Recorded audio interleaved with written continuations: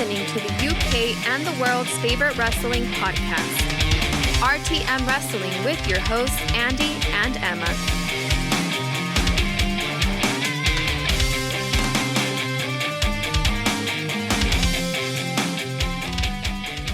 It's recording. We're on. And welcome, ladies and gentlemen, to a WWE free zone. It was the one week I had something WWE to talk about as well, and I'm not allowed. Sunday. No, you are allowed. If you want to ask it later, you are allowed. No. It's just a stupid question. Okay. Do you want to start with it? Yes, I will. Okay. Hello, everyone, and welcome once again to RTM Wrestling. This episode 171. Apparently not a WWE free zone right now. I hope you're well. Hope you're all safe. My name's Andy.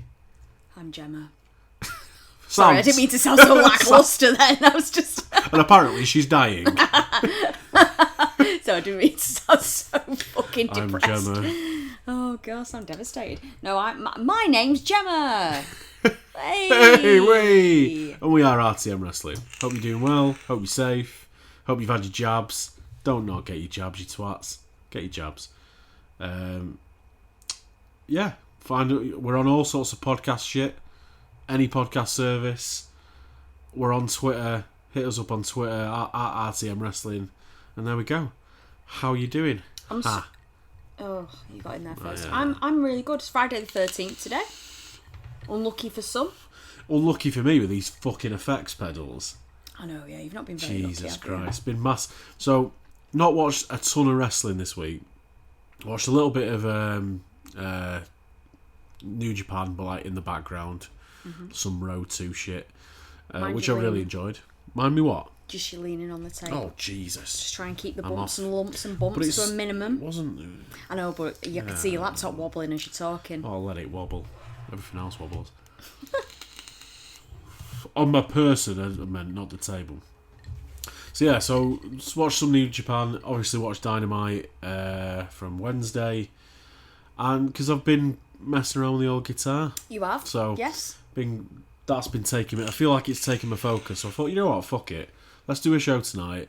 And I looked through, because I got tons of news, tons of notes and all that kind of stuff from the week. And I was looking through the WWE list. I was like, Christ, every single thing on this is like... depressing as fuck, isn't it? It's just me... Well, it's just me... Because obviously we're in a biased situation at the moment where I can't stand their fucking guts. But they are quite fun to talk about in certain instances. So I was just looking through this. I was like, God, this dirge... This absolute dirge of like negativity, more releases, this, that. I was like, do you know what? We can do this on Sunday. We'll do the full roundup on Sunday. Today we'll just talk AEW, New Japan, and whatever WWE question you've got. But before you get to that, we had some responses to the pay-per-view orders. Okay. Food orders. Oh, do you know what? I was like, what? Who's ordered what pay-per-view? What pay-per-view are we ordering? Am I staying up all night on Sunday? Okay, yeah, I want to know the food. Tell me, hit me with it. So Kyle, at Kyle Masters, host of the All Elite Pod, go and check it out, has put pay-per-view order, pizza. Solid. Get solid this. choice. No, wait for it. Okay. Salami. On the pizza. I Yeah, presume yeah. he doesn't get a stick of salami, like a sausage. No, this is his pizza order. Okay. Salami. Mm-hmm. Feta cheese. Yep. What do you think so far? You with it? Yeah, I'm with that. Yeah? I'm with that. Broccoli. No, I've gone. You've lost me. Too wet. Broccoli? There's too much water in broccoli. You can't have it on pizza. It's the reason why you can't have pineapple on pizza, folks. It's wet as fuck. He said it was a taste sensation when I was jabbing him about it. It sounds to me like a soggy slice. It's a soggy slice, Kyle. And his sub, because obviously we're talking about Subway, run it through the garden. Now, did you know what running through the garden meant? No. I had to Google it. It can't be good. I think it means everything. Like all the right, salad. okay. Oh, I thought you meant like... It was like a week ago. Okay. So I can't be arsed typing it now, but I'm sure it said something like, you know, say he ordered himself a BMT and run it through the garden, put everything on it. Okay. Do you suppose that's something from where he's from? Because can you imagine if like we took that as run it through the garden, everything on it, but actually it means Subway, go fuck yourself, run it through the garden. And the next time we're Just over in leaves on Toronto, I'm like, and that salad, tell you what you can do with that. Run it through the garden. I'm sure it has different meanings based on the either the time of day or the vocal inclination of the person. Yeah, run it through the garden, love. Run it for the garden, swat. Oh, dear me. Cheers for that, Kyle. Thanks, Kyle. Next. That pizza sounds awful. It doesn't sound great. I was with you, though, with the feta and the Well, you put broccoli salami. second, and I thought I'd leave that to the end just to freak you out. Oh, it's just the sheer moisture. See, Well, I'm then again, not a broccoli fan anyway. then again, but he did say it tasted good. Is the would broccoli you- al dente? Because if it's al dente, I won't be pissing out loads of water. Yeah, it's not going to be like boiled. Then it's got a crunch. It's not going to be boiled. Yeah, but just a little bit. That'd be like just like sprinkle it on the top. Oh, you mean like bit the- like a powder maybe? like the leaves off of the tree, because they're like little mini trees. I ain't fucking at a broccoli in my life. So I've I got no want to idea know what if it he is. has the stalk bits of the broccoli or it's just a sprinkling of the leaves. Scott, to me, the way I pictured it in my head is it looked like herbs. Okay. Do you know what I mean? No, I'm all right. Okay, I'm. Do you reckon? Yeah, okay. you with that? I'd give that a go. You know, I just thought he was going to You have dirty huge bastards, the pair of florets, you. like broccoli florets, just Disgusting. randomly on his fucking pizza. Fucking disgusting, the pair of you. I know you don't eat green Get stuff. a grip though, of do you? yourselves. No, I probably should though. Probably should. Anyway, at heel turn 21, Brian, more my speed. Pizza, flaming hot Cheetos, and a Coke. Oh yeah. Oh yes, Do you know what? I don't think I've ever had a flaming hot Cheeto. you have. Have I? Yes, because I have. Not recently. In America? Yeah. Okay. Yeah, they're the shit. They're amazing. They sound really good. They're I imagine fu- them to be quite beefy, like Yeah, beefy yeah, tasting. yeah. Maybe I have had them. Well, if you had like a red hot Monster Munch before, it's basically that. Okay. Because I don't think they're not cheesy. I don't feel they were cheesy. They were just like it's like a red hot Monster Munch. It's that Okay. sort of texture. Good, because I feel like Americans are what's it? obsessed with the cheesy chip, They are. as they would call it. A cheesy crisp. It's not a a bad thing. maize snack. It's not a bad thing, that. No, I'm just not a fan of cheesy crisps. It would make me sick. But he did say, on a side note, Subway is donkey's ass. Run it through the garden. Oh yes. So cheers for that, guys. So do you want to get your WWE question in now, or do you want to save it to Sunday? I'm going to get it in now. Okay. Go for it. So I've asked you this before. What do you mean, fuck? WWE free No, zone. it's ain't no. it, Listen, up in this I've bit? asked you this before, Okay. and you haven't answered me because you Okay, don't wow. want to talk about it. I don't think, and you're not giving it the time of day. And I think I've asked you this twice, and you've gone I've spontaneously not down. answered you either time on the show. Or just in general? You've just said I don't give a fuck or I don't care kind of thing, right? But Why I would you want... expect you're going to get a different answer? No, now? no. you have to give this some Okay. actual thought. Okay. Even if you want to save it till the end, have a think about it during the podcast and give me an answer at the end, or give me an answer now. But I want an actual answer from you Okay. that isn't a piss take. Okay. Who is Vince McMahon going to get to play him in the film where he's putting himself over massively? Like, we have to think about, he's not just going to get a nobody to play him. He's going to get someone who's got a name. Who the fuck's going to want to do that though? So many people who want to play Vince McMahon. So Really? many. So many people. Even though that thing's going to get dragged through the mud, He- because it's his own production company filming his own short series about a trial that he did win, but everybody was very sceptical of winning. But I think it's going to So- be done in the style of that O.J. Simpson one. Spacey. That they fucking hell. Okay, I've had a couple He of thoughts. won't let Spacey do it because he's not tall enough and he's obviously disgraced himself. So. Because he is going to want to get someone who's a hulking man of a man, isn't he? He's going to get someone who's incredibly handsome. He's going to get Chris Hemsworth. Yeah, but he's already playing Hulk in something else. That doesn't matter. And he might be playing Hulk in this. You never know, because there's going to be people playing all the wrestlers as well. Oh yeah, because Hulk's still trial, didn't he? Yeah, so like, he has to have someone who's kind of looks like him. So how old was he then? In his like late 40s, 50s, in the 90s? Yeah, he looked like Attitude Era Vince, even though it was obviously pre. So he was reasonable. I reckon who's the one who on SNL does Trump? Which one of the Baldwins? Alec Baldwin. Yeah, what's wrong with that? Because he's like well old. He can't play a 40-year-old man. do whatever he wants. I mean, he could play it. He could play it. The waiter could play it. Go on then, who's yours? Do you know what? Weirdly enough, I don't actually have one. Fucking care. No, but I wouldn't be surprised. Okay, I would put money, and I'm never going to know this information. However, I will put money on Shane McMahon will screen test for that role. He will 100% screen test. I'm not saying he's going to get it, but I think there's no way on this planet he's not going to screen test for it. Oh, that'd be awful. Terrible, yeah, because he can't.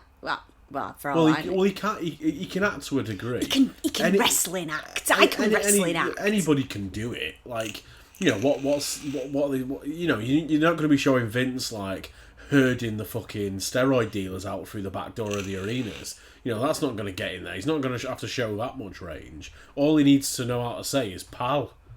Well, do you remember when there were first rumours of a Vince McMahon movie? And it was a couple of years ago now. And I think this is a separate project. Yeah. However, there was a rumoured person to be playing him, and that was Bradley Cooper at the time. And I can kind of see it in a weird way. Get some brown contact lenses in him. I think he probably. Yeah. I think he's a bit smart, a bit wee. But they're all actors are a bit petite, aren't they? Well, Vince will get him on a fucking 3-month programme of what he was tried for. And he'll be fine. Yeah. So I'm a bit like, maybe Bradley Cooper, but there's no way Shane McMahon is not going to screen test and audition for that role. Shane McMahon's like grey now. But I will. But do you know what? That's the only thing that intrigues me about it. Cause it's going to be terrible because that O.J. Simpson one was really, really cheesy. Like it was incredibly cheesy. Like Schwimmer was playing, you know, Robert Kardashian. Schwimmer. Oh, the Schwim. But like, it's going to be really... For Vince, I mean. Yeah, he's too old.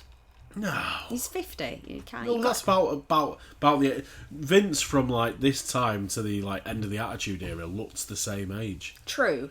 Schwim could do it. Of course he could. Yeah. Tribbiani. Joey! How funny would that be? It would just be a completely different show. That'd be so funny. But, no, I am not going to watch this show. Of course you're not. However, I it. can't wait to see the people who are playing the parts. You're going to have someone playing Stephanie. She'll be in it, like, as a young girl. Like, they've cast all the fucking Kardashians as, like, 7-year-old girls and shit in the other one, who literally just had a moment where they were watching TV going, hey, there's Daddy. It's such a stupid... It was such a stupid show. And they had Selma Blair playing Chris, the mother of the Kardashians, who hammed it up. Right. She had such fun. And I think I can't wait to see who they cast in different. But there's no way that's going to be it, because Vince is in control of the whole thing. It's going to be super fucking serious. It's going to be like everyone's out to get him. In the blurb, it says, you know, a working man with 2 school-aged children. Steph was like 16, so just coming out of high school, and fucking Shane was like off doing whatever the fuck he was doing. So we didn't have 2 young school kid children. Like, they played it out in the... Oh, here we go. This is why I didn't want to fucking... Let's drop it. All I wanted to know was actors. But in the blurb for it, it fucking made it out like he was living in a trailer. And like, yes, he did used to live in a trailer, but not at that point. No. Fucking gimps. Here's a wild card to play Vince. Hear me out. Steve Coogan. He could do anything. He could do it. I know he's a bit older, but I can imagine Coogan, because I've watched the film Greed, I can imagine Coogan doing the Vince McMahon thing. Coogan wouldn't let him do it in the way that he wants him to do it, though, because he's got because he's got some artistic integrity. So he wouldn't be like, every single word of this is bullshit. You know, you can't have people making documentaries about their own legal battles and all stuff like that, because the story, as the line says, the stories are told by the winners. You know, I'm sure they'll leave out all the shit about the fucking guy who used to come around the back of the state of the arenas and stuff, and Linda sneaking him in, and that guy that the cops sent in to fucking be like a sting operation, and then suddenly he got fired really quick. Like, yeah, whatever. Kate McKinnon, she'll play Linda. I don't know who that is. The one in Ghostbusters. The female Ghostbusters film, and she does loads of SNL. She was the one doing the SNL, like... Yeah, that's a good shout, that. She could be Linda. The one in Anchorman 2? Yeah, and she always used to play, Hillary in the SNL sketches. But yeah, I think she could fucking do Linda, absolutely. If it's the one I'm thinking about, that's a good shout. Yeah, okay. Well, let's move on then. I just wanted to do that. And listen, anyone who's listening who's going to play Vince, I wouldn't mind actually that being a tweet that we do, and maybe we get the results on our Sunday show if we do a Sunday show. Yeah, I want to know your serious suggestions, and I want to know your cheeky suggestions too. Your cheeky suggestions. Yeah. Right. AEW time. So, I've got like news, so I'm just going to go through that as well. And then we'll get into Dynamite. So, India's renowned sports channel Eurosport, which is a weird name. That's a weird one, isn't it? Yeah. Has bought the broadcasting rights to All Elite Wrestling. The agreement brings viewers in India a new set of exciting... This is like their copy. It's not mine. I'm not this positive. The agreement brings viewers in India a new set of exciting weekly jam-packed wrestling events. Somebody called Jason Agu, whoever that is. Oh, that's a different thing. So what I saw with this India thing is like there's more people that watch WWE in India than there are in America. It gets something like daft, like 8 million viewers per show. Yeah. So it's a good move, and I'm sure they're getting a good few mil again for that. Next, so this is the Jason Angu thing.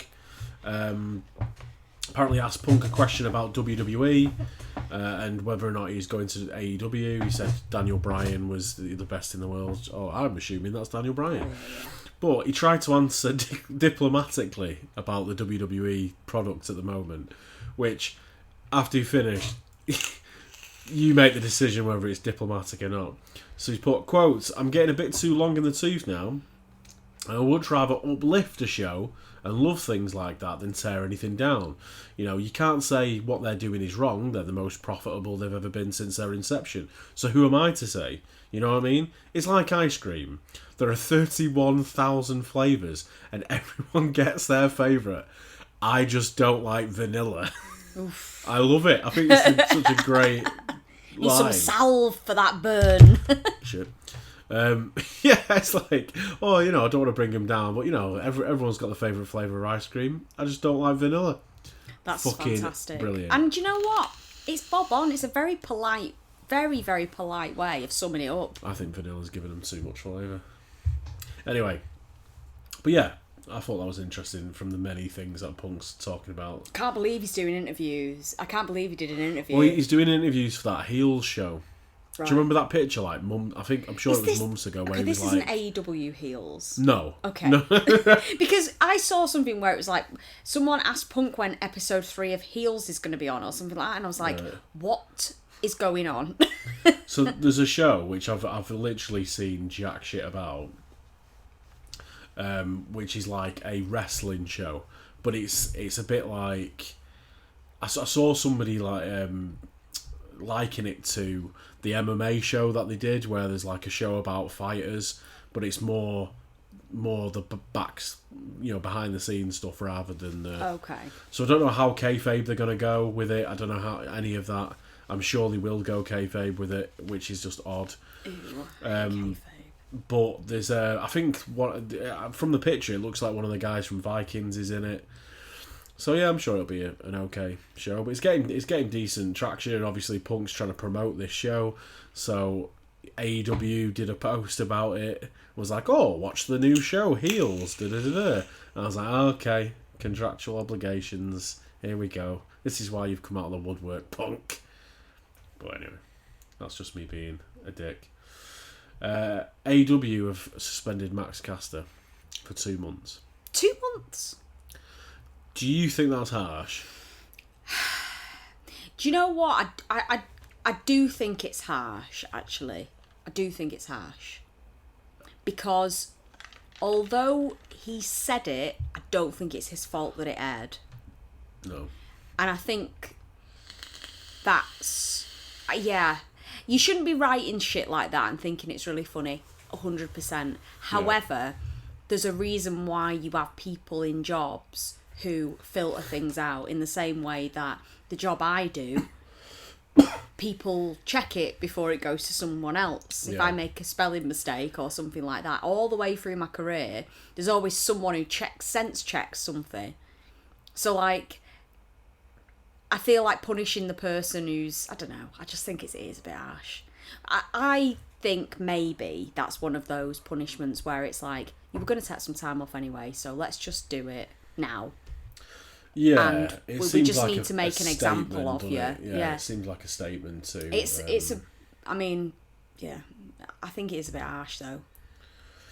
Yeah, it's tough really, isn't it? Because it's hard to feel offended for people who you don't have a horse in the race with. But because I don't watch gymnastics, so I can't feel bad about somebody's.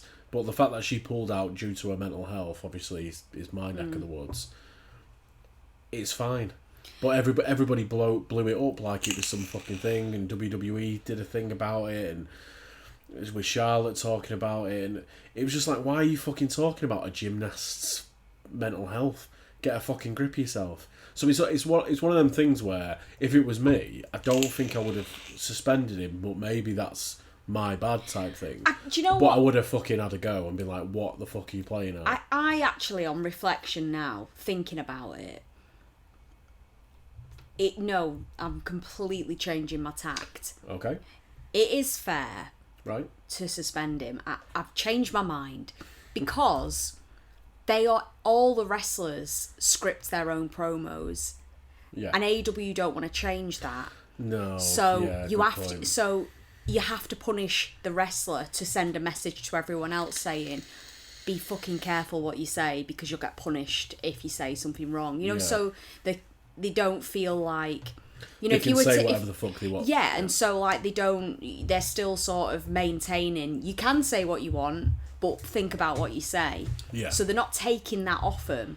So it's like, if you do say something bad, it's you that's punished. Yeah. It's not someone else who's edited. So yeah, I've completely changed my mind. So ignore what I just said.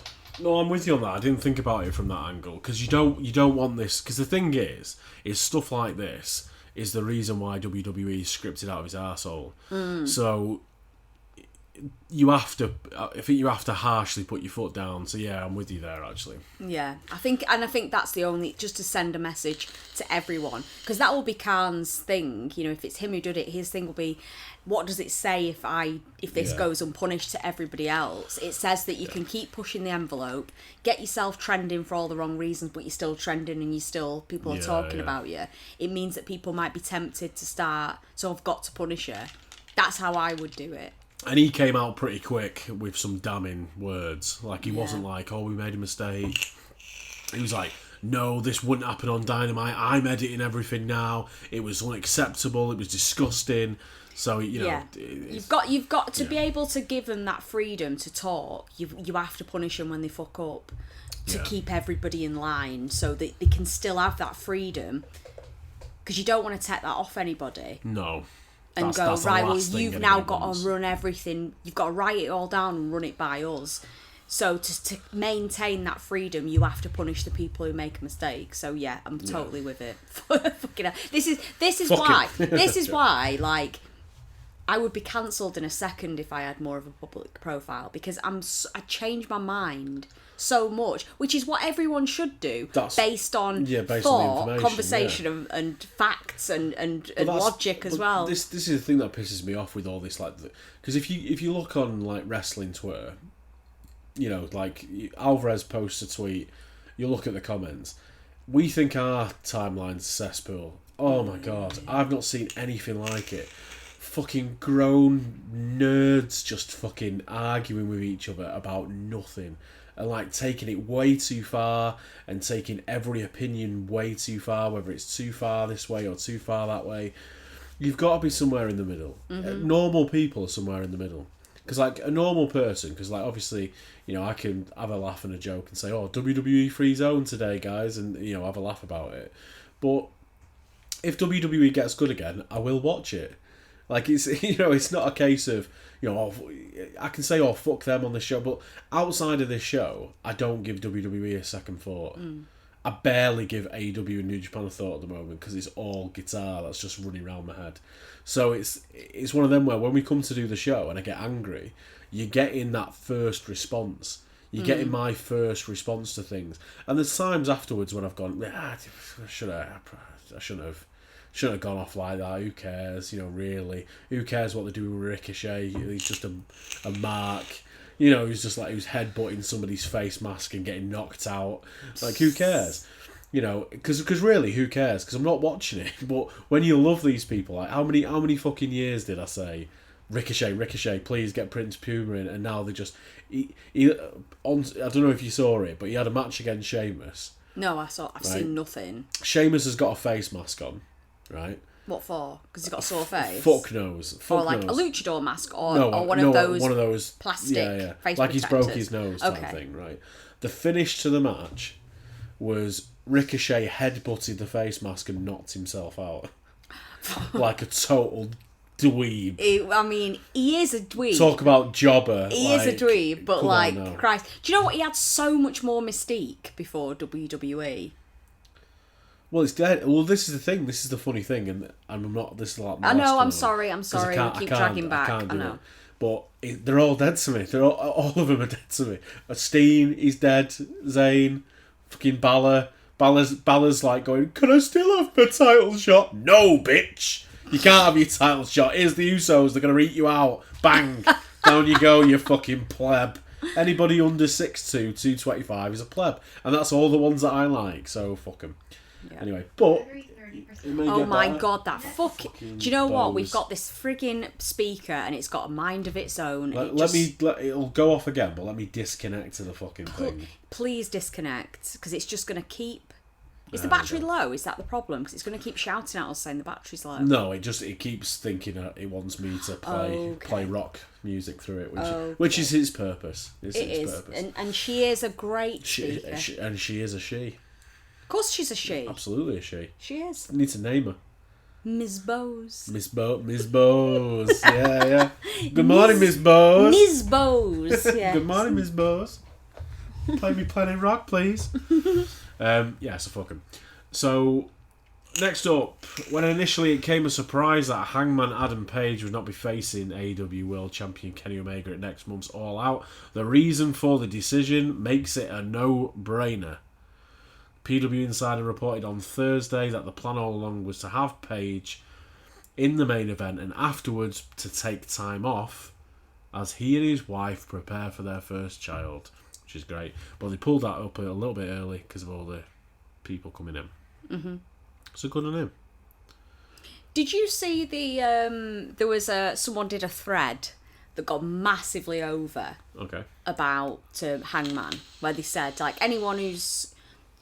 I'm paraphrasing massively, but anyone who's thinks wrestling's lame, check out this story arc of this wrestler.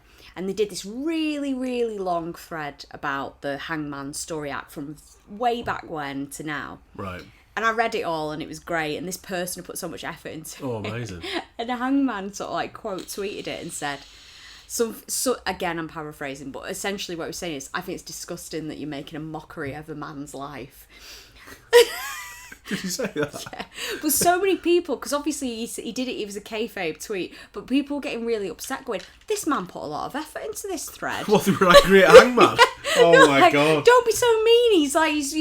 He's complimenting you, Twitter, man. Don't be so mean. Mean to default setting, you fucking I know, but it's like he's being nerds. kayfabe, because that's his life in a thread. His kayfabe life in a thread. I just thought it was read really that. funny. It was great. You should go on Hangman's Twitter.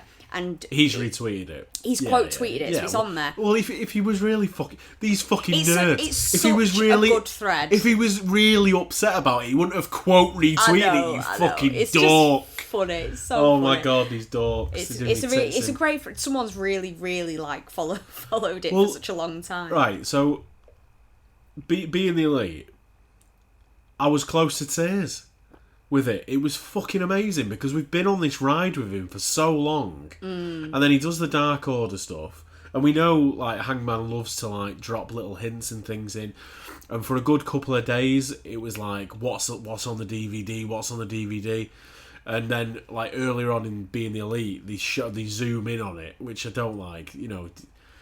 Just don't Michael Bay it. Just assume some of us are actually watching it properly. He's got this DVD, and he leaves it there for him, and goes away. And it's a new commercial for the Dark Order. It was amazing. And when it first started, it obviously had Hangman there, and he's like, "Oh, I think we need to go our separate ways for a while." And he goes to turn the camera off, and there's like a picture behind him, because like you can see all the other pictures of like his family or whatever, but he moves, and it's like a picture of him with the Dark Order. I was like, "Oh, this is great." It's really good, isn't it? And the first shot that comes up is Paige talking to Brody Lee. And I just went, whoa, like that, like instantly. I was like, holy shit, like proper into it. Showing all these amazing highlights. It was fucking amazing. And Hangman's story is incredible. And the fact that he's taking time off to have a kid is selfish to me. No, I'm joking. I'm obviously joking. But it's not the right time. And do I think they should have still gone with it? Yeah, because I think it was the biggest storyline. But we'll get on to what may happen with Omega a little bit later. But congratulations to Paige and his wife. Now, we've had a little 2-minute chat about this, but we didn't really get into it too much. Okay.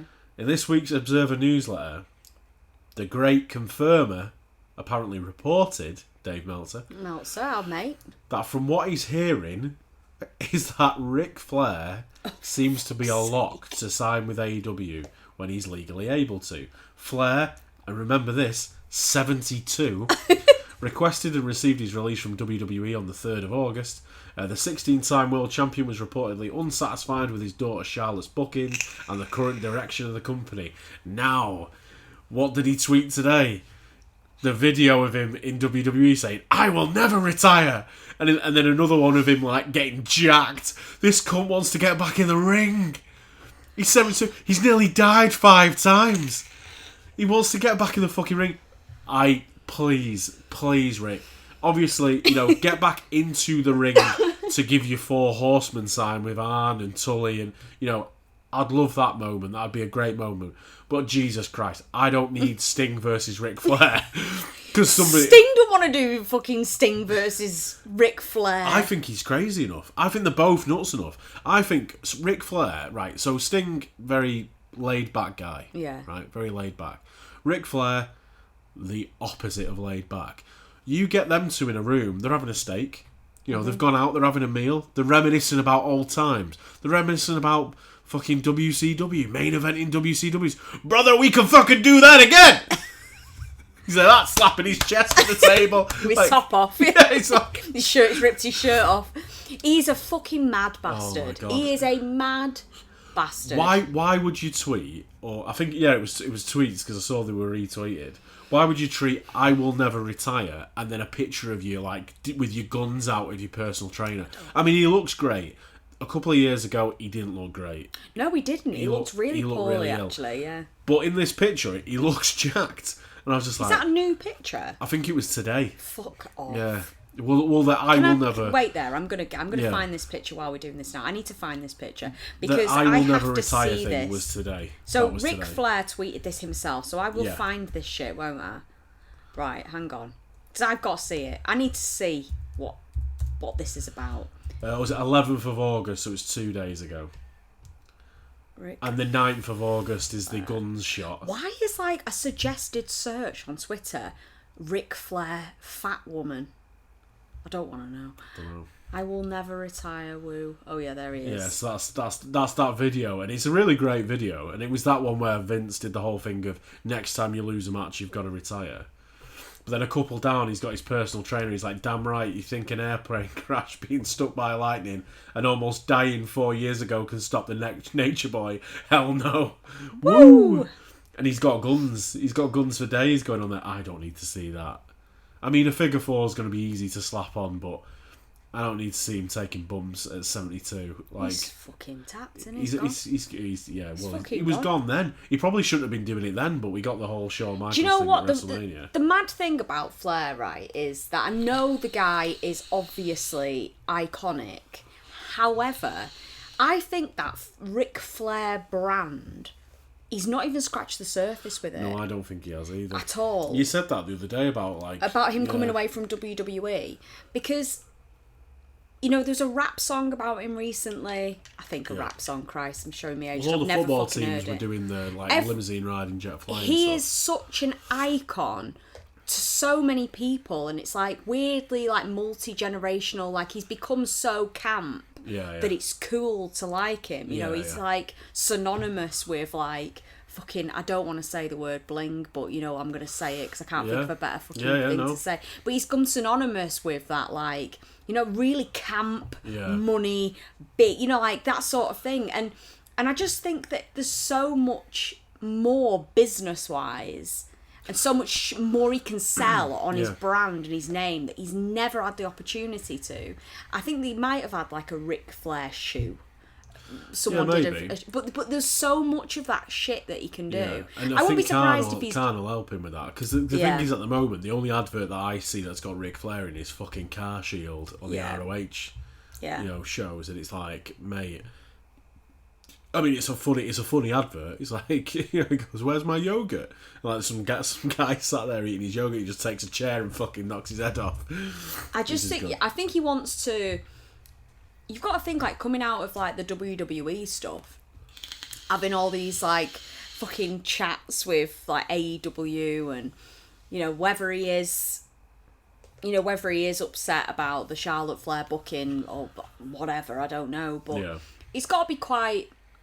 It's got to be one of those things where it's like, for him, it'll feel like a fucking, which he knows a lot about. It's like a divorce. Yeah. And he's got that kind of new lease of life again, where he just wants to do some shit. It's like, I ain't dead yet, bitches. Well, he's looked at, so like, if you look at the whole like Legends Night thing, and again, I won't go on about this too long, but that Legends Night, most of the people that Randy Orton, you know, abused on camera are with AEW. You've got Mark Henry, Big Show, now Ric Flair.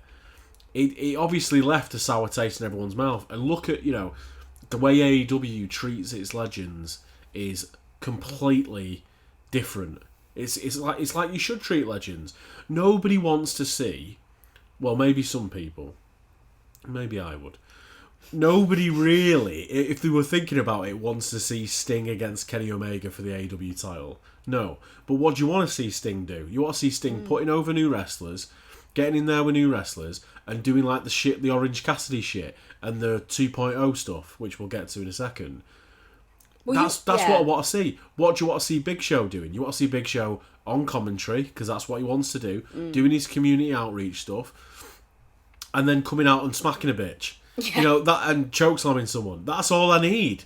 Because these people, like, you know... Are you alright if I just grab another drink? Yeah, go for it. Can I have a can? Yes. Do you need ice cubes? Yeah, don't worry about that. Fuck it. I'm getting some for me. No, I'll do it. So, when you're looking at these legends, like, I know probably, because to me, like, now, if you think about, like, wrestlers you really like, so for me, I think Tanahashi's amazing.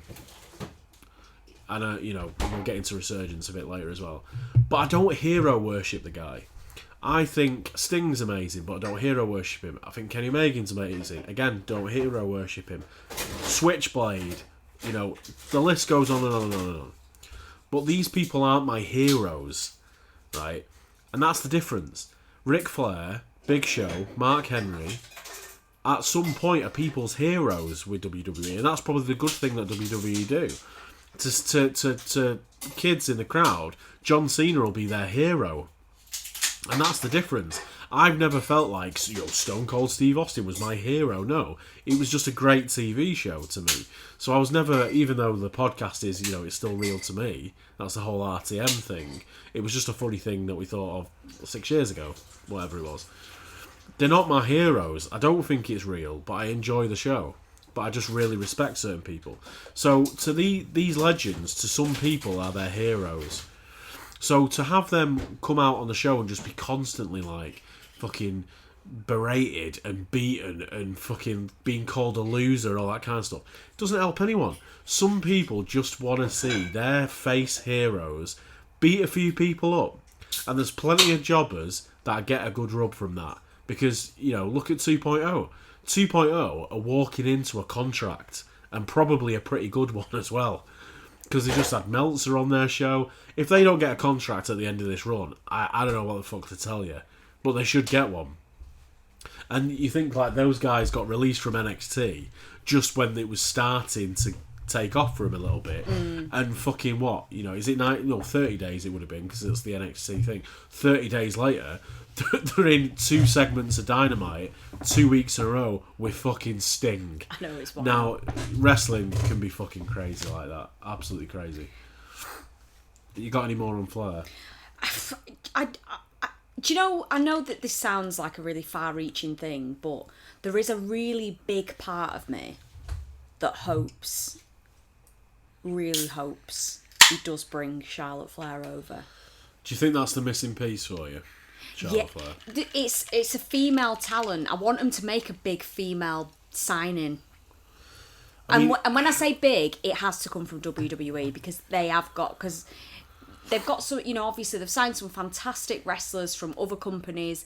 I don't watch those other companies, so I'm talking from a purely selfish point of view. Yeah. I've come away from watching WWE to watching AEW, so naturally I want them to, like, they've taken other stars from other, from that brand. I want them to make that big money female signing. Isn't it weird how massively protective WWE are being with their own women's talent? I mean, I know they've got rid of a few people, and there's nobody big. No one big though. I mean, Ruby Riott. Ruby Riott is like the one, but you could set your watch by that, because she didn't fucking play ball. Yeah, she's not Carmella, is she? No. You know what I mean? So it's like, she's a wrestler. She's an actual wrestler who wants to wrestle and is really good in the ring, and they don't care about that shit. No, they don't. They just want you to get your tits out. But nor should they, because that's not what they're going for. Exactly. So I would love them to make a big money signing on the female side. I'd love that so much. Well, can I just sort of say, it does tie in with Flair a little bit, this. Okay. Very loosely. Just talking about people wanting to sort of fulfill their potential outside of WWE and all that shit. Interestingly enough, to me anyway, the Bellas. So, I know your face just dropped because you're like, I couldn't give a fuck. But I found it really interesting because those two were obviously all over, loads of different brands, different business ventures, blah, blah, blah, blah. Yeah. Their clothing brand, called Birdie Bee, right, they've both stepped away sort of from that. And it's their own brand. And it's carrying on. And their podcast... They still own it, though. I think they've stepped away from it completely. Wow, okay. Their podcast finished in spring for a short break and hasn't come back. Wow. And there's talk of a WWE issue, in that WWE own their name. They own the Bellas. Wow. So it's not their real name, is it? No. Which is actually, there's something about that in my WWE news as well. And I know I'm talking about WWE stuff here, right, but right. I know it's really disappointing. But I was just looking into it today because I was like, oh yeah, there hasn't been a Bella's podcast for fucking ages, and I do usually get it. I've got it on auto download. Whether I listen to it or not is a different thing. But I'm usually like, oh, I've not seen that pop up for fucking ages. It's been months. So I went on the Instagram account for that podcast, and there's loads of people sort of talking in the chat, going, where the fuck have they gone? Where have they been? Weren't they recently though trying to negotiate a comeback? Yeah. So maybe that's part of it, because they can't. This is the thing: you can't do what you want outside of WWE. They own everything. But they've always had a contract with them. They've always been contracted with WWE. Yeah. So everything they do is through WWE. They've never not had a contract with them. So all the Total Bellas, Total Divas and all that shit, it's all WWE linked. But what was that 2 years ago? Because 2 years ago we didn't even talk about third party shit. Yeah, so they might have had a 5-year contract to say, you can do your third party shit and we get 10%. And now they might be asking for 40 or you stop. Yeah. They're fucking scumbags. I personally don't think they're going back to WWE. They shouldn't do. They've both got families. You know, if Brian turns up on AEW, not saying. I mean, if the Bellas turn up on AEW. Oh no, I don't want that. That's going to be me second AEW run after Tony Khan cutting off a journalist. Nobody wants that. But there's no reason why they can't be a personality. There's no reason why they can't like do something that isn't getting in the ring and wrestling. You know, and they shouldn't do. They both made a load of money. They don't need to be doing it. But the only place that the Bellas can wrestle is WWE. Absolutely. Because they get 2-minute matches. So I think they must be locked into something, because someone had said in the comments as well that Bryan Danielson hadn't been on their YouTube in months and hadn't really been photographed on her Instagram for a while. Wow. So he's kind of I don't follow her. But I do follow Nikki for some fucking reason. I don't know why. Maybe all the drama with her life just entertains me. But like, but yeah, like someone had said, like he's not been on. He's hardly been playing a part in it. But he's been there. They've not split up or anything. He's there. You can sort of hear him talking in the background, but just not been on screen. It's like, oh, I feel like something's going on there. There's some, because potentially he's AEW and she's there. And they've not done their own podcast. I mean, right, guys, you know, you don't need it. You don't need to go back there. Just fucking get on with what you're doing. And the sad thing is, you know, to take a thing from the podcast on Sunday, you know, until there was media, or I say media, but like social media outrage, they were trying to file to own Chelsea Green's birth name, which is illegal, but they still try to do it. Which they're never going to use again. Like, it's crazy. And they didn't do anything with her when she was there. So it's not like her name is going to go and garner her millions off the back of WWE. It's not like Charlotte Flair has signed her name to them and she moves on and they're like, you make us a lot of money and we don't want you to take that star we've built. Chelsea Green didn't have a chance to build a star there, so what is it to them? But that doesn't matter. It's her birth name. They can't have the rights to somebody's birth name. But the Bellas, obviously, they changed their name. So, but they could change the podcast to their real name. Yeah, just give it another nobody fucking give a shit name. Anyway. I can't because WWE. I'm not in the headspace to talk about them because I'll start fucking shouting again. But that's really interesting about the Bellas, like, just disappearing from everything. And disappearing from a very major business venture that they plugged. Yeah. They plugged all over the TV show as well. Yeah. So I think the business venture's a WWE thing, the Birdie Bee thing, their clothing line. And they got like a cut or something. I think that was part of WWE and they've stepped I hope away. it's not that. I hope they've not been fucked by it. But, you know, Brian's going to be making a lot of money. They've probably made a lot of money between them. Just cut your losses and just get away from them because they're fucking shit. Anyway, Dynamite. 989 or 979,000 people, depending on who you believe and who's reporting it. Nearly 1 million. I don't know why people are fucking losing the shit. The Chase is back, which takes like 500. I mean, it still had less viewers, but had a better demo. And it felt like an inconsequential week for me. Watching that Dynamite, good show. But I wasn't enraptured like I was the week before. The week before was so strong. Yeah. And this week, I had half an eye on it and it wasn't selling. It just didn't have that. They can't do it every fucking week. No. They can. It's impossible. But I don't pay too much attention to the ratings. They don't mean that much to me. Because like even like the WWE ones, when you find out, oh, they've had a bit of a drop or they're not quite, it's like, to me, it doesn't really mean anything. And it doesn't mean anything to them either, because they've signed all the deals. Yeah. The TV companies know what situation the viewerships are in at the moment. So it's a moot point. Yeah, definitely. And if you think it's going to stay at 989, you think again when people debut. So opening match, The Elite versus Matt Sydal, Mike Sydal, and Dante Martin. Dante Martin got put over like he's a future champion. And this is how you do it. When you've got somebody who is a ridiculous high flyer, and they gave him most of the match, but then pinned him at the end. It's like, well, that's how you do it. Because, like, you know, again on the Alvarez thing, it was like, oh, but he's not Ricochet. It's like Ricochet knocked himself out cold by headbutting a mask. Dante Martin got beat with the one-winged angel, which everybody does. Or one-winged angel into the double V trigger. Or BTE trigger. You know, he was shown off like he was a fucking superstar. And you got Matt and Mike Seidel in there, who were a lot older, but never really had that kind of a push. Giving it to him. And he's just flying around this fucking ring. He did some mental stuff where he did like a springboard hurricanrana to the outside, which Omega sold like he'd been shot, and then springboards back into the ring and does a moonsault on one of the Jacksons. It was just amazing. It was such a great showcase for him, and it shows you that even though you've got these, and he's 20 years old, this lad, and I think his tag team partner's out injured at the moment.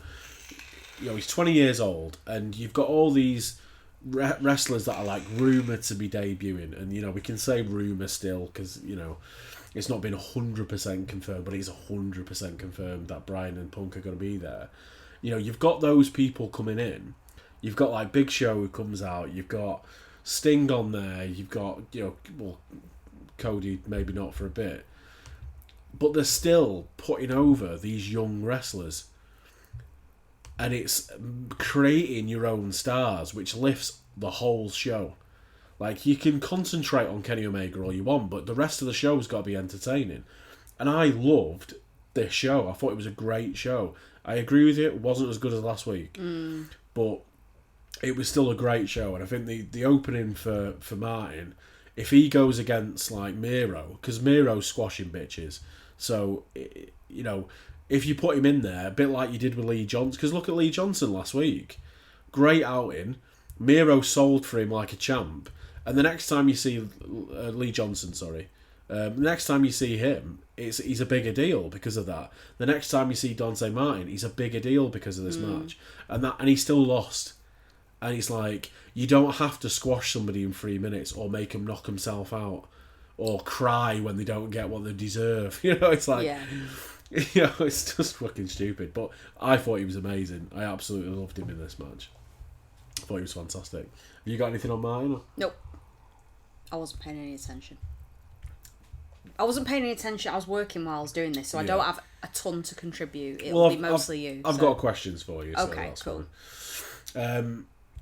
So Callis is about to cut a promo. It gets interrupted. Out comes Cage. So this is the interesting bit. So Cage comes out. They said last week on the show that Cage is now the number one contender. He's going to start fucking with the Elite. They said that last week. So I instantly assumed that everybody knows that it's potentially Cage Omega for All Out. So as Cage is coming out, the commentary say, oh, he's going to challenge for the belt at All Out. So I was like, okay, well, yeah. They said it last week, he's the number one contender. He's going to start fucking with the Elite. So he comes out. Jurassic Express comes out as well for a bit of backup. So then Christian says he's going to challenge him, and the crowd start booing. I'm like, oh my God. And obviously, you know, they knew this was coming because everybody's invested in the Hangman thing. But it was said last week. So obviously, you know, but it sounded like a shock and then a boo. It's like, who the fuck doesn't know? But anyway, CM Punk chants, then Yes chants. It was a bit of a mess. But Christian turns him around, like the pro, says, you're a carny piece of shit. Oh no, you're a jack off because we're in Philly. Boom, big pop, great. And then he says, Friday, opening Rampage, Christian Cage versus Kenny Omega for the Impact title. What do you make of that? Because I've got a few things on it. So there's two scenarios. The fact that they're giving away this match early because this is supposed to be your All Out match. Yeah. Two reasons. One, everybody thinks Christian's a weak challenger. How do you make a weak challenger not weak anymore? You beat him. You beat Kenny Omega. So what I'm leaning towards is Christian's winning the Impact title tonight. because he's had history with Impact. I know it's a completely different company now. He's been the TNT champion before and all that kind of stuff. So Christian, I think, is winning the title tonight. So then you go into All Out thinking Christian could beat him because he's beat him for the Impact title. I think that's a really good shout. I never even thought of that. I just assumed that he would get beat. He's a weak challenger, so that's why they need to do it. But you're right. You need to generate some excitement for this. And the only reason you would have them against each other in a title match before a big title match, no offence to Impact, like it's that scenario. What you just said, it's perfect. It's perfect. You've got to generate some excitement. I do feel bad for Cage. I really do, because he's come in and everything's got to be wrong in a sense. Not like it's actually gone wrong, but he was debuted when there was this massive kerfuffle about who they're debuting, and then everyone was a bit like, oh, it's just him. Whereas if they'd have kept it a secret, it would have been a massive deal. Yeah. So he didn't get his big moment of debuting because everyone was too busy thinking it was Brock fucking Lesnar, including myself. Yeah, I even said it was Brock Lesnar. Yeah. Which may even happen because there's all sorts of rumours going on. Well, I just think Christian Cage I've never been that big a fan, personally. However, the guy's come in and he's towed the line. He's known his place. He's done everything right. And I do think he's due something due something to make everyone go, whoa, to then make everyone be on the train with him. And I just don't think he's had that moment yet. He's done everything sort of quite stock as you would expect him to get booked. But I just think there has to be like a shocking moment for him. And it has to be this. And then he might show up on Impact, and that will be massive. Absolutely. Yeah. That will be I mean, I hate saying that because I sound incredibly patronising to people who watch Impact, going, that's massive for them. Because I feel really bad because they don't. Anyone who's a fan of Impact will, I'm sure, be like, well, we don't need fucking guest stars coming in. The product's great. However, it would be quite nice, I'm sure you would all agree, to have some more viewers. And to have some more excitement around, and to have some more crossover stuff. Because the more times this shit happens, the more tickets they're going to sell when they tour, the more people might watch their weekly show, the more people are going to buy merch, the more people who might get invested in some of the wrestlers that you like. And I'm hoping that they take it in the spirit that it's intended, which I think is quite pure. Definitely. Let's help each other. Totally. So I'm hoping that the fans embrace it and they like it. Because it's one thing having Omega come in, who's a mega heel, who you're like, fuck off, you don't fucking belong here. It's another thing having Cage come in. Because like all the AEW guys have been saying, having Cage around him has been amazing. Yeah. Because he's not just a wrestler. He's doing the Mark Henry Big Show thing. He's talking to people. I'm more of a fan of Christian Cage now than I've ever been. I think anyone who's made the leap, I've got time for. I didn't have any time for the Big Show. You know me. Yeah. I wasn't a huge fan. I thought he was a lovely human being. Yeah, because he's getting fucking jobbed. Yeah, he's getting jobbed, and every time, like even, in like 2014, 2015, whatever, hearing his music, I'd be like, oh, for fuck's sake, no. You're not going to program with him, no. It's Big Show versus Randy Orton and you're just like, oh no, I can't be arsed with this. This is so fucking boring. But we'll get back to Big Show. But I now have more respect. It's back to that Ric Flair thing I was saying before. It's really nice. Again, this sounds dead patronising. I don't mean it to be. It's really nice to see people have a new lease of life and look 10 years younger. Because they're excited about what they're doing for a job. Yeah. And what makes me feel better about all the AEW sort of signings and them signing all these people, what makes me feel better about the whole thing is knowing it's a billionaire family. Yeah. If it wasn't, I'd be fucking shitting it for all these people. Every week, we're doing this show and I'd be going, can you imagine if all these people jump ship and then they can't pay them? Yeah, and then they're fucked, and WWE won't have them, and then they're fucked it. Like, I'd be so scared for them if it was just, say, like, the conglomerate of wrestlers who were the first people behind If it, and they were was- funding it, I'd be like, this is Oh my fucking God, going. this is going out. This It's getting out of This is control. awful. This is awful. It's gonna die, and I'm never gonna have fucking AW ever again. Yeah. But because I know it's backed up by that billionaire family, Yeah. I'm like, fantastic. Bring it on. Let these people have another sort of like, you know, like enter into sort of like the third, fourth, fifth chapter of their career. Yeah. And do some really cool shit for however long they want to do it in a company that, by all intents and purposes, as an outsider looking in, looks really supportive and looks really fucking fun. That's the thing, and that's the overwhelming thought about the show that I've seen from like loads of people, and Alvarez even used the line as well, probably because he'd seen it as well.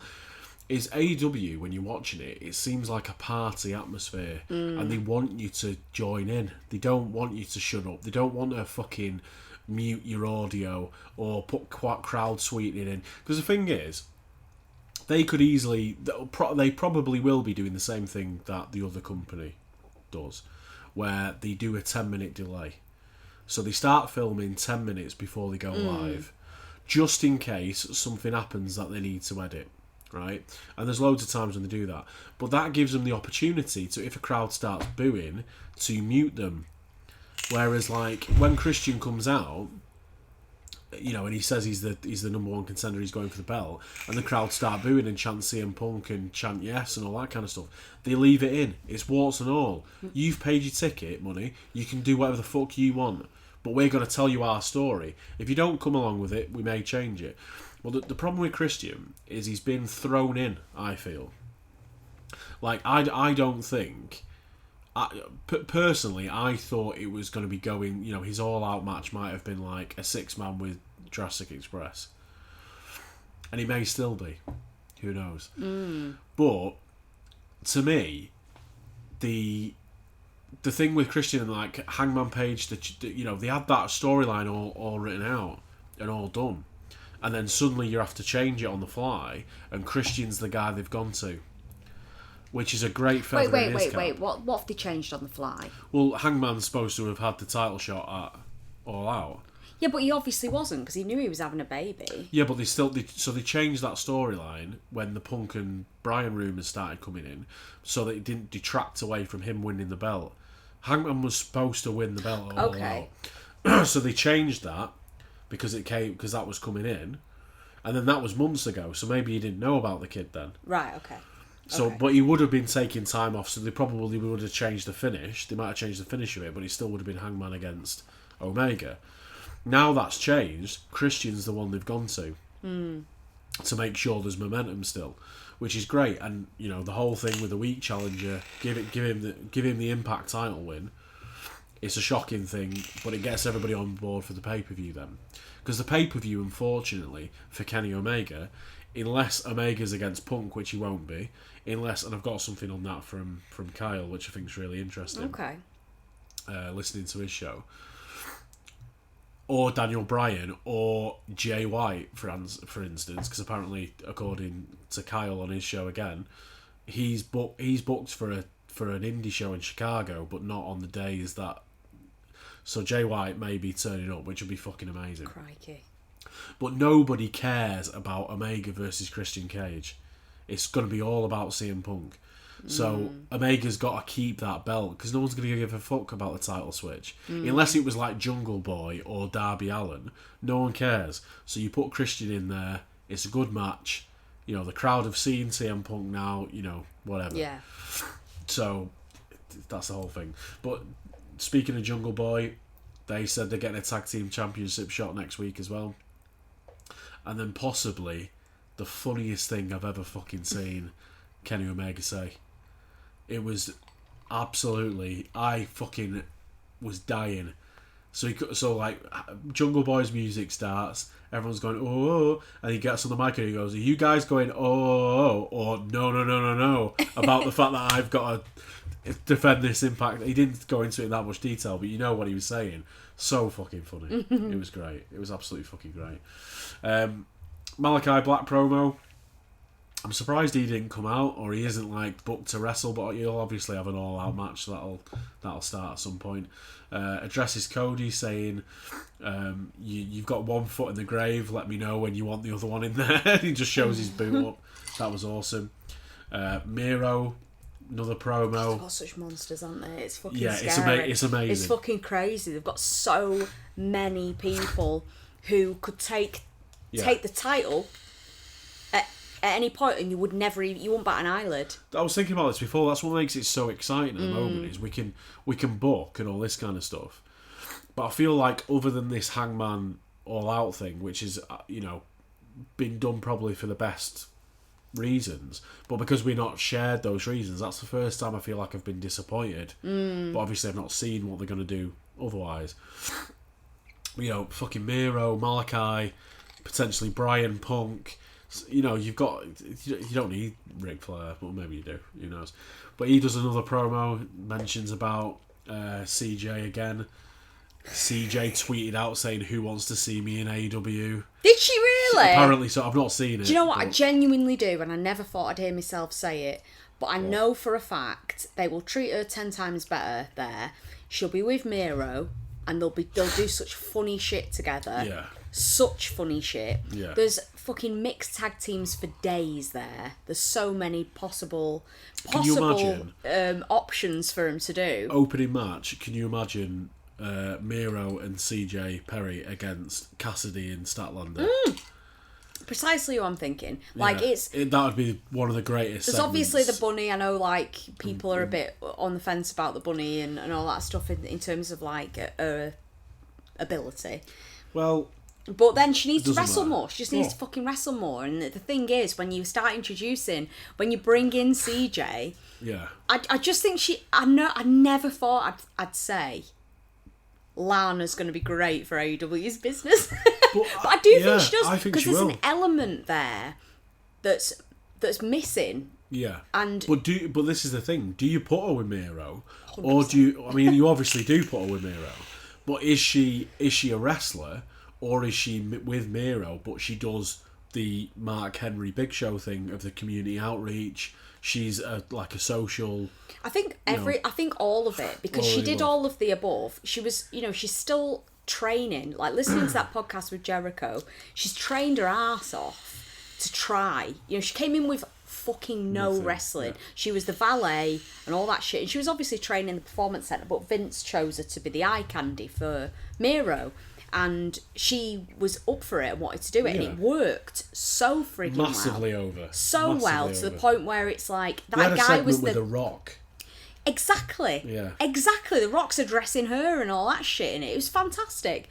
And, I mean, fantastic for that. But, it was great and it was really entertaining. I just think there's a lot of, gas in the tank for her and Miro together. And the fact that she's had such a hand in his character in AEW when she said, right, let's sit down and think about this and really plot it out. I can't wait. I hope she is fucking there. I really, really do. She is going to be 100%. Can't wait. I'm really excited. It's pathetic, but I am super excited. Because they're both funny. I don't think it's pathetic at all. Because the thing is, because I loved The Best Man.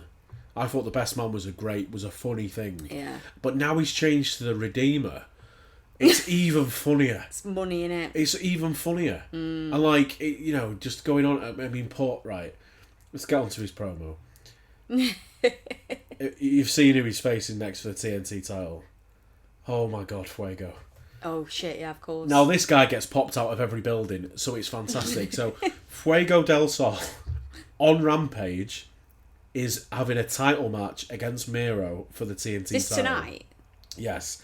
If Fuego wins, he earns himself an AEW contract. Oh. This crowd is going to lose it for him. And he'll get close, because we saw Miro selling for Johnson. He'll get close. I can't wait to see this. Mm-hmm. He is going to get killed, though. You don't think he's going to win? No, Fuego's the new TNT champion. Are you out of your mind? I love the guy based on the crowd reactions, but he ain't going to be the TNT title. Maybe he will. Maybe it's going to be like a hurricane thing when he's doing his finger spin thing. But Christ, he is going to get killed. There's going to be a moment in this where the gifts are going to be going around this motherfucker, where he gets thrown into the barricade or some shit happens, because I've seen Fuego take some shit and he's fine with it. He's like got no like respect for his own body whatsoever. So Miro's going to do something that's going to fuck him up, not legitimately, but it's going to look like he's fucked him up. So that's going to be ridiculous. Next, the hits keep on coming. And this is the thing, like, you know, we talk about the show and whether or not it was the best Dynamite it could be, but I just had fun all the way through this fucking thing. So next, Darby Allin with Sting against Daniel Garcia. I've not seen a lot of this Daniel Garcia guy. Apparently he's a big indie dude, but he was great. 2.0 were at ringside. Their jaws are going. Sting fucking goes after him, suplexes one of them on the ramp. There's a bit where another like Darby out of nowhere moment where Sting likes hitting him and then Darby just flies in and spears one of them. And then that sets up a Texas Tornado match. The first time Sting's going to be wrestling on Dynamite next week in a Texas Tornado match. Darby Allin and Sting versus 2.0. Oh my God. That's going to be the funniest fucking thing you've seen. So that's going to be great. Absolutely great. Up next, Matt Hardy and Private Party against Orange Cassidy, Chuck Taylor and Wheeler Yuta. Matt Hardy's dudes get the win. Was an okay match. Didn't really, you know, I think the sort of Nyla Rose came out and smacked Statlander. That was kind of the distraction, but we'll talk more about that later. Andrade with Chavo saying they call him Pac ungrateful. Chavo suggests to Andrade that they teach Pac a lesson. So where are they going to try and teach him the lesson? At All Out. It's Andrade versus Pac. Jesus. Fuck. This show is getting ridiculous. Do you know what? It's two people who I would never think to put together. I don't know why. Yeah, I don't know why. I don't know. Two of the best technical wrestlers. Well, 100%. But I just never. I don't know. My brain just never saw that as a possibility. I can't fucking wait for that. And obviously, Andrade could potentially take one of Omega's belts off him this weekend because it's the Triple Mania show. So there might be a bit of the Impact title's gone, the AAA title's gone. Do we believe? Gets stripped. do we believe that the AEW? No, the AEW title's not going anywhere until Hangman's ready to come back. But he might lose those other two, which I think makes sense because of what you said about Impact having a face champion. If, like, say, Moose, for example, which they said on the Alvarez thing, if Moose beats Christian Cage, it isn't that big of a deal. Mm-hmm. You know, Christian just shakes his hand, raises his arm, and walks away. 100%. So yeah, maybe that's what happens. But Pac versus Andrade. Oh, crikey! Remind me when All Out is again. I bought it today. That's not September 3rd. September 3rd. Okay. Yeah, it's 3 weeks away, I think it is. Okay. Let me see. I bought it today. Next Friday's the 20th of August. I know that. That's all. So it's 23 days away. It's September the 5th. Wow. That feels like a long time. Well, technically the 6th for us, I think. But we've got a hell of a... See, this is the thing, like, people are getting weird about the fact that All Out's got, like, 3 matches on it. It's like, we've got 3 weeks, and these 3 weeks are going to be mental. Yeah, they are. Like, you know, next week is First Dance, I think. Yeah, it's 20th. You've got 2 weeks to build a Punk match for it. Oh, no. And again, we'll get into what Kyle said about that later, because I think it's on the nose about what might happen. And kind of feeds into what I was saying last week about it shouldn't be Darby Allin. So, Chris Statlander beats Nyla Rose. I didn't think this was as bad as match as people are saying it is. She beats her with a 450. What more do you want with that? Fair enough. And Statlander, Rose has done the job for her. Her against Britt Baker. I'm interested for. Orange Cassidy and Rebel outside the ring during a Britt Baker Statlander match. You're writing comedy for days there, so absolutely fine. Young Bucks segment backstage. Oh my god! So then with Cutler, they've got the basketball hoop again, even though they cut the hoop down last week, but they've got a new hoop.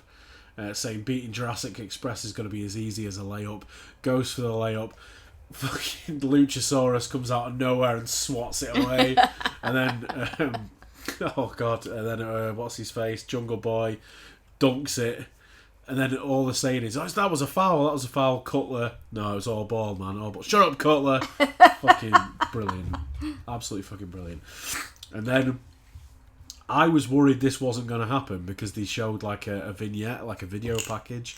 I don't know if it was just before this or it was before the Young Bucks segment. But then we get Britt Baker coming out to this, and I was going to kind of say this to you before about the whole Charlotte thing. You know, do they need a Charlotte? Looking at this reaction, and I know it's not just because it's Pittsburgh. She's getting the same reaction everywhere. Well, not quite the same, but she's the fucking most over person in the company. She's wildly over. She is wildly over, and it's great to see. Technically a heel, like it's fantastic. Technically a heel, but they didn't do what they normally do, like what WWE, again, the other company do. Like, they fucking bring them out, they get a cheer, and then they start running down the town saying, oh, I'm the only good thing from here, and all this bollocks, and then have a lose. Because she ain't getting beat off Red Velvet. No, she's not. It's a placeholder match. Everybody knows it. But she comes out, she says, I'm going to be the champion you deserve. Her fucking parents are ringside, and all this kind of shit. She can't relate to Red Velvet's rise because she's the top of the division. She doesn't fucking, whatever.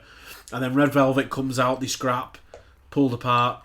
Brilliant. Tonight, we're going to get the match. And it's the main event. Crikey, okay. So, Omega and... I'm guessing it's only because it's an hour. It's like a 3-match show, but I've not looked at. I've not looked completely at what's on tonight, but I'm guessing it's like Omega and Christian Cage, Miro and Fuego, and Britt Baker versus Red Velvet.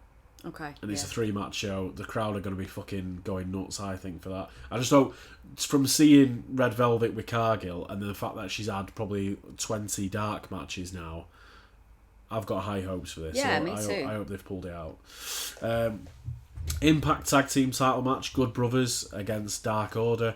At one point, I thought Dark Order were winning it, which was cool, which is always the way they're doing it, but Good Brothers retain.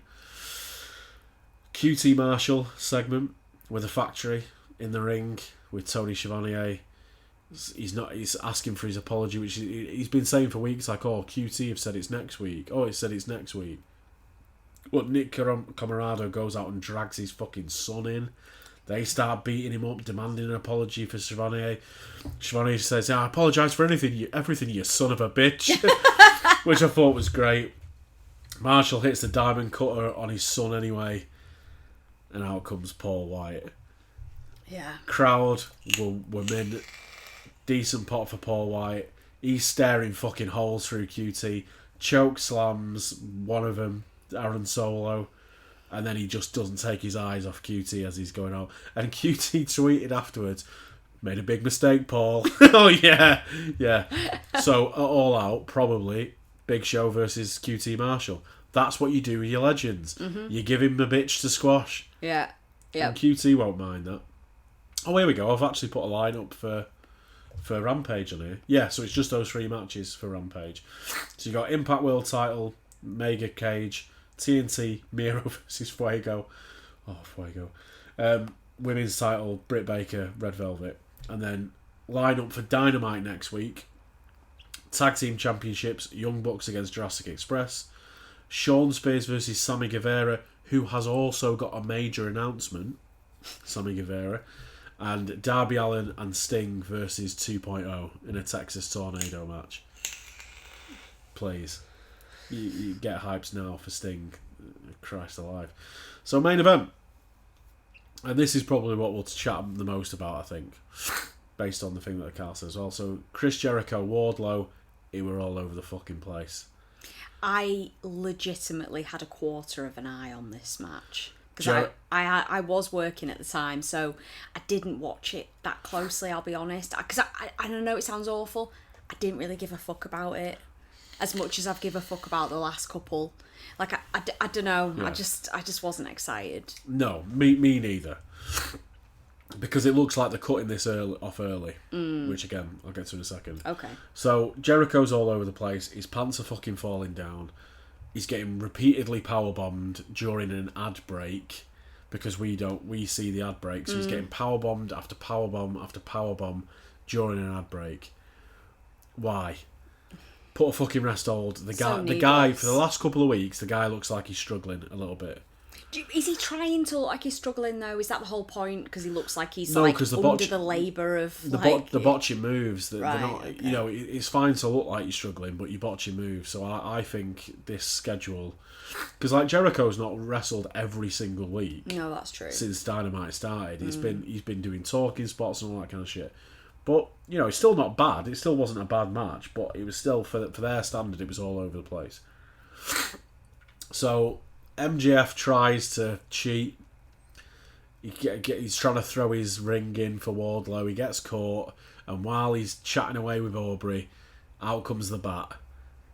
So the heel gets screwed, which is fucking great. So he pins him. Out comes Sammy because they're all beating on him at the end. Out comes Jake Hager. Big cheers when they come out, which was great. Because what the weirdest thing about this whole last 4 weeks has been the fact that the Pinnacle and the Inner Circle seem to not be a thing anymore. Like, they've never mentioned the Inner Circle or the Pinnacle. It's been FTR and Proud and Powerful. Yeah. It's been Sammy Guevara and Spears. It's been MJF and Jericho. There's been no mention of this. Like, are they even factions anymore? But they obviously are. But anyway, but I just thought that was weird. So MJF gets the mic, says next week on Dynamite is the match, which should be All Out. Oh yeah. We'll get to why. Okay. Because I think Carlson, I don't know, I keep putting him over, but I think he's hit the nail on the idea. MJF grabs the mic, says it's going to be next week. Stipulation is Jericho can't have anything to do with Judas. So he can't use the Judas effect, and he can't come out to Judas. And he's tweeting away at these fucking Texas fans going, "You're not going to be able to sing it." I'm not confident they are going to be able to sing it. They'll be able to sing the chorus. Mm-hmm. But I don't think like Jericho's going to walk out and the whole crowd's going to go, "You are beautiful on the inside" in perfect There'll be someone timing. there with the cue cards doing the lyrics. Tony Khan, yeah. It's such a Jericho fucking idea, that, isn't it? He's desperate. He wants to hear it a cappella all the way through. It's purely for him. It's purely for him. Yeah, of course it is. If they pull it off, though, I'll be really impressed. Me too. But I think they're just going to go, I'm becoming. Do you know That's what? I think. If they've got a warm-up to start with, and I know that sounds like a bit of an odd thing to say, but if they have someone who warms the crowd up to start with or comes out... In the ad break. Yeah. Yeah.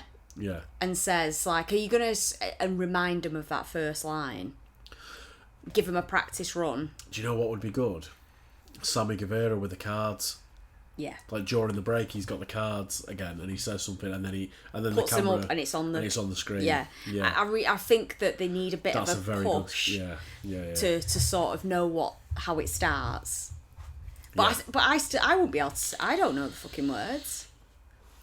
I don't know the words. If you were to say, what the fuck did they say? You're beautiful on the inside. Personify. Drag you down. Sell you out. Run away. I've got no idea. Crazy.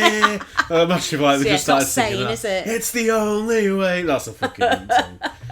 It's the only song those fuckers have got. And it's the new I was going to do a tweet, actually. I stopped myself because we were saying about like putting ourselves over and we shouldn't. But I did want to do this tweet about... Oh, since then I've done all sorts of putting myself over. Well, maybe I'll do it then. Because I wanted to tweet at Jericho and say, it's great to hear Sane getting on heavy rotation on Planet Rock. I nearly did it. Did you? I had it print screened and everything, and I stopped myself because it was being a thirsty bitch. I know. I don't want to be thirsty, but I kind of want to tell him that we're hearing it and it's a tune. Yeah. Cause that might but then I'm like, why do I want to tell him? Like, I'm just being thirsty. I want him to retweet me. Yeah, maybe. But then everybody does it, so maybe I'll just fucking do it. Listen, if you see it, it's me. And if any motherfucker's going to retweet it, it's him. But interestingly enough, just to quickly get back on the old tweets that we've had today, at Axel_JMO, Jericho with a JR moment, lol, look at the hashtag. Chris Jericho Fozzy on Instagram. New York City is ready to watch #WWE Rampage. Oh dear. He's done that deliberately though, right? No. Are you fucking joking? No, I thought it was sir. when you told me he tweeted that, I laughed. Why would he do it Because deliberately? I thought he was making a joke. About what? Well, I thought he was making a joke because it's in the town of WWE. It's in New York. It's in Vince's town. You're giving him an out there. I did. I honestly don't did. think- That was my first thought. I don't think that's a joke. I think he's fucked up. Really? Yeah. I thought it was... Because he's put tonight on at TNT Drama Yeah. at All Elite Wrestling, but he's put a #WWE Rampage. Okay, maybe he has fucked up then. I think you're giving him too much credit. I but did. I that's- thought he was trolling. yeah. I thought he was trolling because it's like... It's fucking right there in the centre of Vince's town. Like a few doors down from Vince's home. Oh, maybe he is. I mean, I am giving him too much credit. I understand. You might be right there, though. You might be right. But it was funny, anyway. Yeah. So here's I've set it up long enough now. So... Is this Kyle's genius idea? Kyle's genius. Okay. I'll be the fucking judge of that. I'm the predictor in this home. If it pulls off the way you said it, it's going to be massive. Okay, go for it. So, why are they doing this next week? Like, really, why are they doing it next week? Should be the blow off. Should be at the pay per view.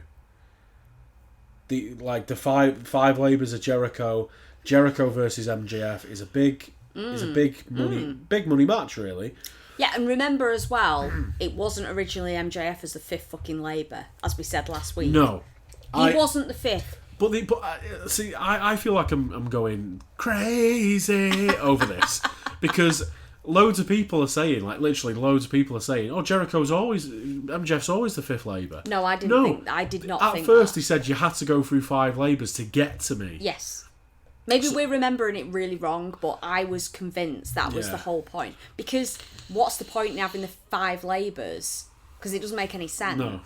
It would be the 4 Labours to get to me. Absolutely. It doesn't make any fucking sense why you would call it that or refer to it Even as if that. we're wrong, fuck Whatever. them. We're not Yeah, wrong. we're not wrong. So they're doing this on Dynamite next week. So why are they doing it on Dynamite next week? Because they're not doing Jericho versus MJF at the pay-per-view. So what are they going to do at the pay-per-view? So this is what Kyle laid out. And I'm completely sold. I'm completely sold. Okay. Darby Allin comes out at first dance. Mm-hmm. He wants the best in the world. Who comes out as the best in the world after MJF. beating Jericho MJF, next week? 100%. Because Jericho's losing next week against MJF. They'll screw him to save face, but Jericho, after these 5 Labours, he ain't beating MJF. I don't think. Right? So MJF's going to come out, going to get fucking nuclear heat. I wouldn't even be surprised if it goes... Oh, fuck off. And out comes MJF.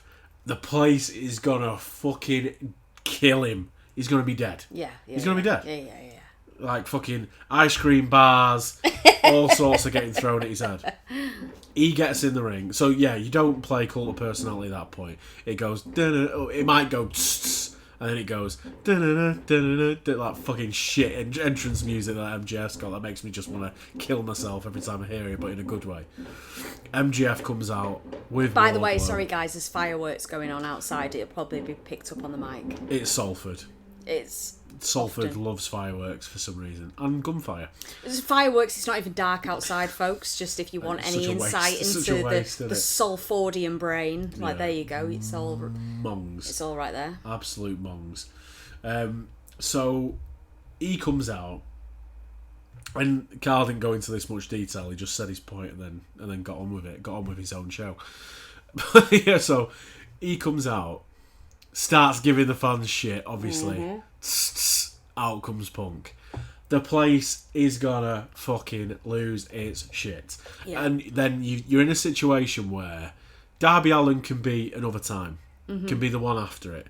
But he just steps back. Because I thought I was onto a winner with, and it may even be the thing where, Sting gets put to one side, or Sting puts him to one side, and it's Sting against Punk, and it's a big money thing.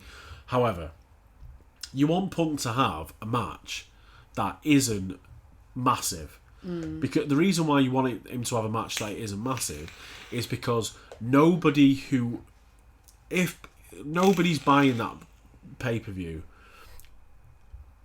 for any other reason. So like, you think CM Punk people who are buying the pay-per-view, they're going to buy the pay-per-view anyway. They've sold out this place just on the mere hint of his name. And they've sold out I think they've sold out most of the other Chicago shows. I think they did say there was some tickets left for Dynamite and Rampage. But obviously the pay-per-view sold out. Them two are going to fucking sell out after Punk debuts because he'll be on those shows as well. You can't put CM Punk against Darby Allin. To me, it's your biggest new star, potentially, other than Bryan, against your biggest current star, ratings-wise. But neither of them can lose. So it's a lose-lose situation. What do you do when you're going to get somebody absolutely cheered out the building? You get the biggest heel you've got. And the biggest heel they've got is MJF. MJF against Punk for All Out is absolute cash. Pure cash. Can you imagine like Punk and MJF doing an in-ring segment on the Rampage before the pay-per-view? Yeah, it'd be crazy. Holy shit. Crazy. And he won't have lost a step. You can see MJF getting in the ring and sitting cross-legged, can't you? Oh, yeah. He's going to do it. Oh, totally. He's going to do it. Because MJF as well has been teasing it. Like, with Jericho, twice he said, like, oh, I hope you're sitting as uncomfortably. You know, like giving the CM Punk lines. And I know there was loads of CM Punk lines all over the show. But it's interesting that MJF has been the one to say most of them. That's what's coming. And holy shit, Kyle's so right. He's right. And I do prefer that. I think it's perfect. You couldn't get a better debut than that. Yeah, because when Darby gets in the ring and goes, okay, I'm here for the best in the world. Where's the best in the world? And the crowd, you know, are going to be going, CM Punk, CM, like going fucking ape shit. And then MJF's music hits. That place is going to lose it for him. Which is going to make, if you could make the pop even bigger, it's going to make the pop even bigger. Because out comes MJF. It's better to dampen them and then give them the pop. When they're least well, they're going to be expecting it all night. They'll be expecting it, even if there's a women's match. They'll be expecting it. Yeah. But it's like you need to throw them off. Well, and that's exactly the way you do it because Punk's music starts in the middle of an MJF rant. Yeah. Calling Chicago these fucking dumbasses or whatever. Oh my God. And like, I can't wait to see that fucking show. Yeah. Can't wait to see it. It's next week.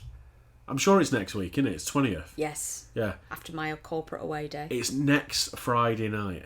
And it'll be on at like 3 a.m. for us because it's a 10 o'clock time slot. So I can't be... But how can we not stay up for that? I've got to stay up for that. I'm not going to say I've been on the lash all day, but I'll have had a few. And I'll have had a few in my limousine on the way home. I'll get the pizzas in. And I'll be without broccoli. Buzzing. I'll be buzzing. I'll be buzzing. Kyle, I'll give you this prediction about MGF, but broccoli ain't going nowhere near my fucking pizza. No, for that. Not a chance. But yeah, don't you think that's like fucking spot on? Yes, it is spot on. Absolutely. It has to. There's nobody else.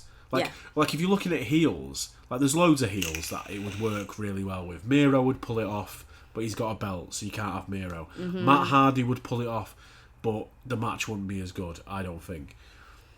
Fuck. Punk versus MJF. It's pure cash. Yeah, it pure is. Cash. And all the shit that MJF's going to say, you know, leading up to it. Oh my God. They're going to be... He'll go into Chicago. Absolutely. They'll be wanting to slit his throat at the end of it. Yeah, they will. And you can have Wardlow as his heater. Oh, here we go. Let's layer it. Wardlow is his heater. Wardlow gets involved. Who makes the save? Sting. Not Sting. But that would work. But who would you think of as like, okay, you know, somebody who could potentially be debuting from Punk's past? You know, who can make the save against Wardlow? Serena Deeb. No, they're never going to do that. Yeah, they will. They're not going to do that. At the pay-per-view. Oh, at the pay-per-view. Okay. At the pay-per-view. Okay, so, like, Wardlow's obviously coming to the ring with MJF. Uh-huh. Punk needs somebody. Mm-hmm. I mean, Colt Cabana would get a big pop, but I don't know if that bridge has been, like, eviscerated. That must be sorted now. Because otherwise I don't think this would be happening. If Colt Cabana run out and was like... I mean... Gave him a little dark tower. Oh, Jesus. You know, you're mixing your shit there, mixing my shit up. Give him a Dark Order leaflet and just leaves the ring. Oh. But this is the thing, everything's like super fucking exciting. Yeah. So, again, the last kind of thing that I've got about like AEW is with the whole like Jay Wyatt, he's booked on an indie show, he's in Chicago, Impact and AEW are going back and forth, New Japan back and forth. What do you do with Jay Wyatt? I mean, that's got to be something to do with Omega, right? I mean, you'd think so, but Omega can't get beat off Jay Wyatt. He can't be the AEW champion. I mean, it was teased, but... that's one of those things where... Because Jay Wyatt's going to go back to Japan at some stage, but I can't see a scenario where Jay Wyatt and Kenny Omega... Again, big money match, but where it's a win-win. To me, it's a lose-lose. Whoever loses that match... God, it's fucking tough, innit? But I tell you what they could do. They could have Jay White against Daniel Bryan on that New York show. Christ. Oh my god. Oh my god. This is... God almighty. It's exciting. Toot toot! Get aboard! Get aboard this hype train, motherfuckers, because it's... I tell you what, regardless of what you think of AEW, regardless of what you think of New Japan Pro Wrestling, this month is going to be crazy. It's going to be a crazy month. So, are you done with AEW? Have you got anything else to say? No, I think I'm just excited. Are we staying up for the first Rampage tonight? Yes. Well, no, it's at 3 a.m, Oh, bro. fuck. I mean, it'll be hard not to, but there's nothing... I say there's nothing happening. But I don't know.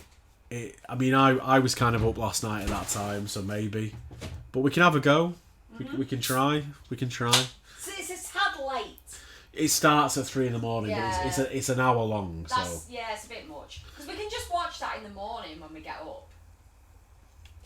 Yeah. Whatever time that is. So, should I move on to New Japan? Yeah, sure, go. So New Japan announced this week that all participating staff, members and wrestlers have now received both COVID-19 vaccination doses, which is good. It's a workplace vaccination scheme that was for the wrestlers and staff that live in Japan. So everybody who doesn't live in Japan is currently out of there, hence why you see Jay White and all that kind of stuff turning up. Stardom are doing dark matches before the New Japan Pro Wrestling Grand Slam event at MetLife Dome, which is coming up. Stardom tweeted the announcement that they'll present dark matches on both nights of the events. No talent was announced for it, but a couple of wrestlers were in the promo. But the matches will not be televised on New Japan World because there's broadcast restrictions with Stardom's television partner Samurai TV. How cool does that sound? Oh, that's cool. So their dark matches are not going to be shown, which is That's super disappointing. And then Saturday, we've got New Japan Pro Wrestling Resurgence from the LA Coliseum. So this is the new, the return of fans to New Japan Pro Wrestling Strong, really. And we've got a lineup for this. So 2,000 tickets, it's all sold out. Going to be a shitload of people in there, which is going to be great. So you got a special singles match, as they like to say. Carl Fredericks against Alex Coughlin. Trios match, Fred Rosser, Rocky Romero and Wheeler Yuta, who's been doing great shit on AEW, against Clark Connors, Red Narita and TJP. 10-man tag, Violence Unlimited, which is Brody King, Chris Dickinson, Fred Yehai, Leo Rush and Umira. I thought Umira got took off the show. No, maybe he did. Maybe they've got somebody else in. But so it's Violence Unlimited against Team Filthy, Danny Limelight, Joel Nelson, JR Kratos, Royce Isaacs and Tom Lawler. So Tom Lawler is not defending his strong openweight title on this show. Special singles match, Ishii against Moose from Impact. Fuck, that'll be awesome. Tag team match, Doc Gallows and Carl Anderson against Moxley and a mystery partner. No idea who that mystery partner is going to be. fuck knows who that is. IWGP US heavyweight title match, Lance Archer against Tanahashi, will be fucking awesome. And in a what they're calling the double main event, the never open weight title match, which is Jay White against Dave Finlay. That show is going to be fucking awesome. I can't wait to watch that. But I think it's going to be like Saturday night, Sunday morning, which I can't do because of getting up early and all that kind of stuff. But Sunday, I'm going to be fucking watching that. Tiny bit of Impact news. Brian Myers won a 20-man battle royal on Thursday.